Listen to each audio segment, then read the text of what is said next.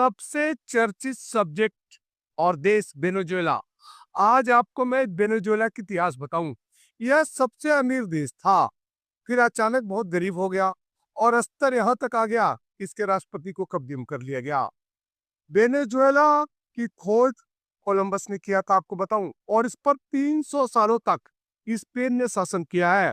जैसे भारत पर 300 लगभग सालों तक अंग्रेजों ने शासन किया है, उसी तरह वेनेजुएला पर भी स्पेन ने लगभग 300 सालों तक शासन किया है।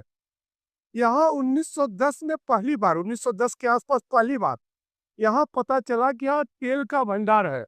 और आपको बताओ, विश्व में सबसे अधिक तेल का भंडार मिला यहाँ, ये 1910 में मिला। जब यह चीज पता चली तो वहाँ तेल बिकने लगे।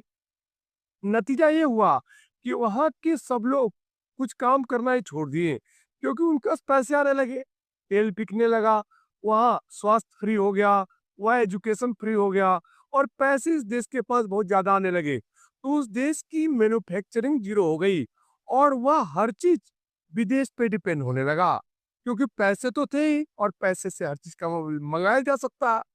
2014 में एक ऐसी घटना घटी कि अंतर्राष्ट्रीय कीमत तेल की कम हो गई, और कम ही नहीं हुई, गिर गई। नतीजा, इनकी कमाई खत्म सी हो गई, और इनके पास ये भी नहीं था कि इनका खुद का कोई प्रोडक्शन हो जिससे देश चला ले। ये तो दूसरे पे थे। सामान के दाम तो कम हुए नहीं, सिर्फ तेल के दाम कम हुए। नतीजा ये हुआ कि यहाँ पैसे कागज के दाम पे हो गए। अर्थात कहा जाता है कि 2 बोरी अगर नोट लेके कोई जाता था तो 1 पैकेट ब्रेड मिलता था। अब ये समझ लो कि तब से लेकर यह देश आज तक अस्थिर रहा, लगभग 2014 के बाद से। नहीं तो विश्व में इसका एक अपना सौंदर्य है। इसका नाम वेनेजुएला क्यों पड़ा? क्योंकि यहाँ पर आप समझोगे, पानी के ऊपर घर बनाए गए हैं, और वेनेजुएला का मतलब ये होता है पानी के ऊपर घर बनना। तो इसका एक हिसाब है जिसे आप समझ सकते हैं।